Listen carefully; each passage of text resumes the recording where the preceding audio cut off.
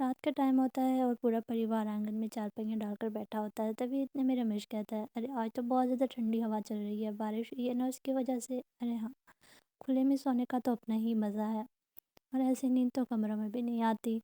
اس طرح سے رات ہو جاتی ہے اور پھر سب وہیں پر آنگن میں ہی سو جاتے ہیں۔ کچھ دن گزرتے ہیں اور رمیش کی شادی ہو جاتی ہے، اور وہیں پر انجلی گھر آ جاتی ہے۔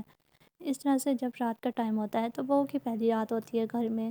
تبھی اس کی نند کہتی ہے، ارے بھابھی جلدی سے تیار ہو جب باہر سونے چلتے ہیں۔ ارے یہ کیسی باتیں کر رہی ہو تم، میں نئی نویلی دلہن ہوں، باہر کیسے سو سکتی ہوں؟ ارے ہاں بہو، لوگ باہر ہی سوتے ہیں، تم بھی ہمارے ساتھ باہر ہی سو، اور اندر تو ویسے بھی لائٹ بھی نہیں اور گرمی بھی ہے۔ ارے یہ کیسے لوگ ہیں، نئی نویلی بہو کو باہر سونے کا کہہ رہے ہیں؟ لیکن انجلی کو نہ چاہتے ہوئے بھی ان سب کے ساتھ باہر ہی سونا پڑتا ہے۔ اس طرح سے وہ پوری رات بے چینی سے گزارتی ہے، اور پھر اگلے ہی دن اس کی پہلی رسوئی ہوتی ہے۔ سبھی اس سے پہلی رسوئی کی ساری رسمیں کرواتے ہیں۔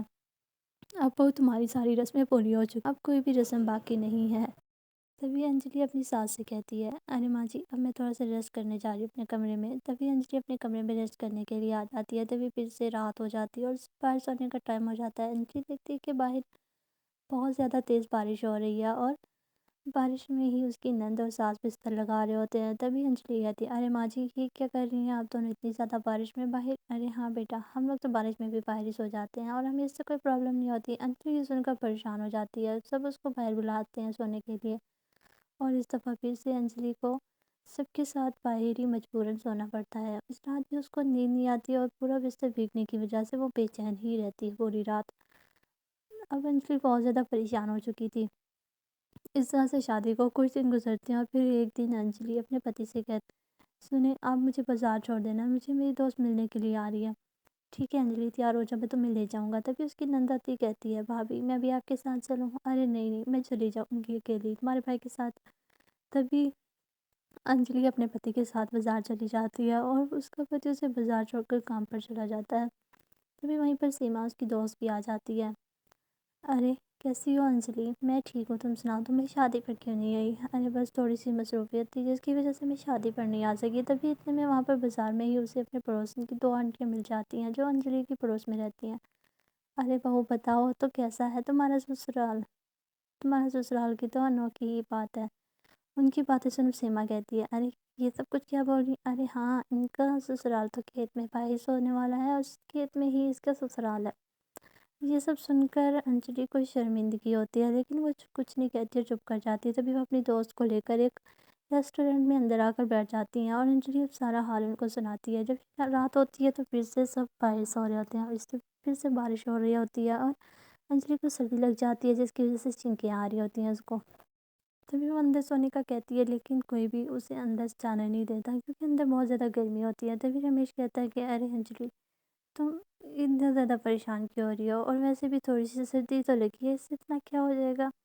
تبھی اس کی ساس بھی کہتی ہے، ارے ہاں بہو ایسا تو کچھ بھی نہیں ہو گیا، بس سو جاؤ آرام سے، اب سب کو سونے دو۔ اس کے بعد پورا پریوار پھر سے سو جاتا ہے، اور انجلی کو ٹھنڈ لگنے کی وجہ سے اس کی چارپائی کے اوپر چھتری لگا دی جاتی ہے۔ انجلی پھر بھی ساری رات بے چین ہی رہتی ہے۔ اگلی رات بھی اسی طرح سے انجلی اٹھ کر بیٹھ جاتی ہے، اس کو بہت زیادہ بے چینی ہو رہی ہوتی ہے، اور پھر اس کا پتی اٹھ کر پھر سے پوچھتا ہے، ارے انجلی تمہیں کیا ہوا، تم روز ہی اٹھ کے بیٹھ جاتی ہو؟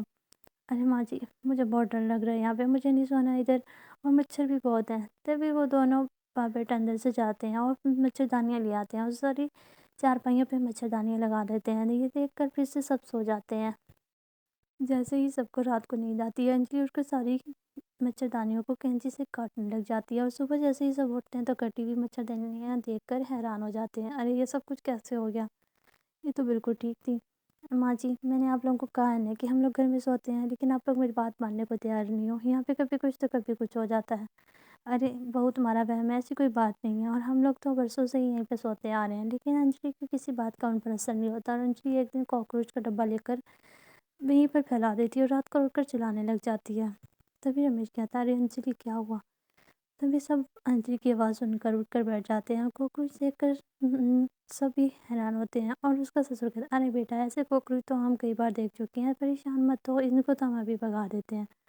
تبھی کوئی بھی اس کی ٹرک کام نہیں کرتی، اور ایک دن صبح صبح ہی انجلی بارش ہو رہی ہوتی ہے، اور سب انجلی کے پاس کھڑے ہوتے ہیں. انجلی کی طبیعت کافی زیادہ خراب ہوتی ہے. ان کو خبر ملتی ہے کہ انجلی ماں بننے والی ہے. سب بہت زیادہ خوش ہو جاتے ہیں. تبھی انجلی کو بہانہ مل جاتا ہے کہ وہ باہر نہیں سو سکتی، اسے نزلہ زکام ہو گیا تو بچے پر اثر پڑے گا اور ڈاکٹر نے بھی منع کیا ہے.